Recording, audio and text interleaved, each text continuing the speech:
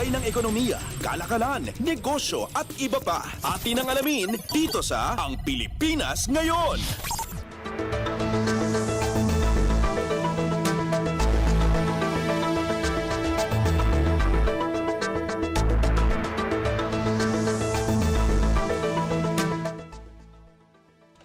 Magandang araw, narito na ang mga naungunang balita sa larangan ng pagnenegosyo at kalakalan. Naniniwala ang dalawang international banks na isa pa rin ang Pilipinas sa mga bansang may pinakamatatag na paglago sa Association of Southeast Asian Nations o ASEAN ngayong taon.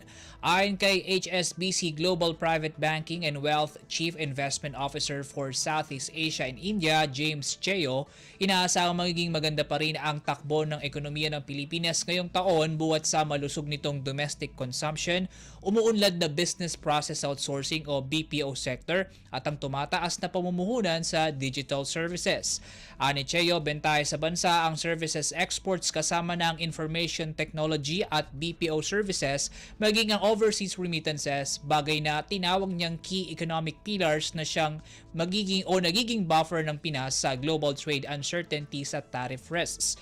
Maganda rin anya ang tinatakbo ng monetary at fiscal policies ng bansa dahil nakalinya ang mga ito sa pagsuporta sa paglago habang napapangasiwaan ang risks. Sa kabila naman ng inaasahang pagiging volatile ng piso mula sa paglakas ng dolyar, nanatili pa ring bullish si Cheo sa Philippine currency dahil sa inaasahang pagiging resilient ito sa pagtatapos ng 2025. Samantala sa bukod naman na report, nirebisahan ng Bank of America o BOFA ang economic projection nito sa Pilipinas ngayong taon mula sa inaasahang less vulnerability nito sa impact ng mas mataas na taripa ng Estados Unidos. Sa bago nitong forecast, iniakyat ng BOFA sa 5.9% ang tansya nitong pagiging paglago ng Pilipinas ngayong taon, 0.5% mas mataas kumpara sa huli nitong projection na 5.4%. Ayon sa BOFA, ang domestic-oriented na ekonomiya ng Pilipinas ang magdadala rito para maging ikalawa sa buong ASEAN 6 na may mataas na paglago, kasunod lamang ng Vietnam na tinatayang papalo sa 6.8% ang economic growth. Tiwala rin ang BOFA na mapananatili ng Pinas ang headline inflation nito ngayong taon mula sa 2 hanggang 4% target ng gobyerno. Lagay ng ekonomiya, kalakalan, negosyo at iba pa. Atin ang alamin dito sa Ang Pilipinas Ngayon.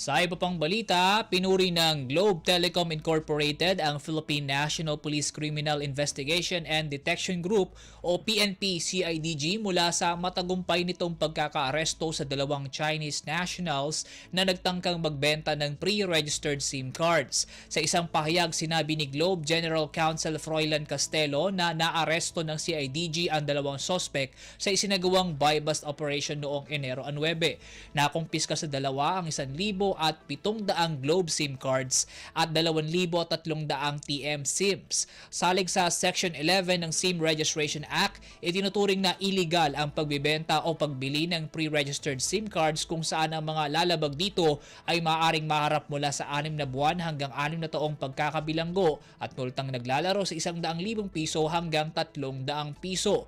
Paalala ni Castelo sa customers na irehistro ang kanilang sariling SIM card sa kanilang mismong pangalan at binalaan ng mga ito sa pagbili ng SIM cards na tampered o pre-registered na. Siniguro rin ito na kaisa ng pamahalaan ang Globe sa paglaban sa anumang panluloko at sa pagtaguyod ng kaligtasan at seguridad ng mga customer nito. Lagay ng ekonomiya, kalakalan, negosyo at iba pa. Atin ang alamin dito sa Ang Pilipinas Ngayon.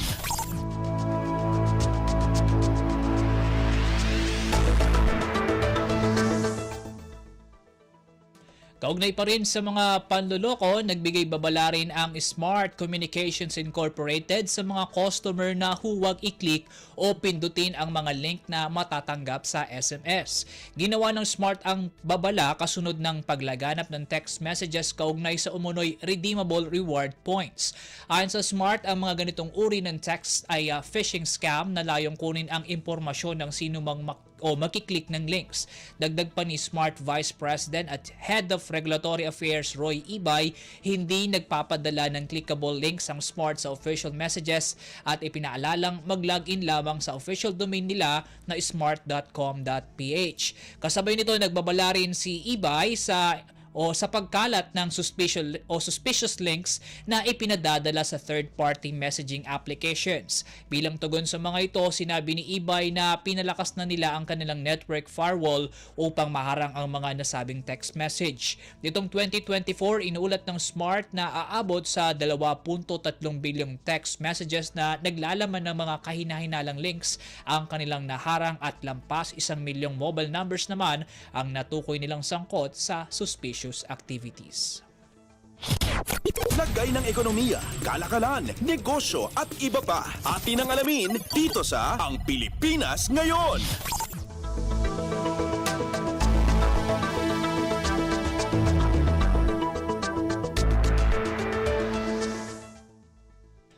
At yan po mga balitang aming nakalap sa larangan ng pagnenegosyo at kalakalan. Para sa Radyo Pilipinas World Service, ako po muli si Win Peñano. Maasensong araw po sa ating lahat. Lagay ng ekonomiya, kalakalan, negosyo at iba pa. Atin ang alamin dito sa Ang Pilipinas Ngayon.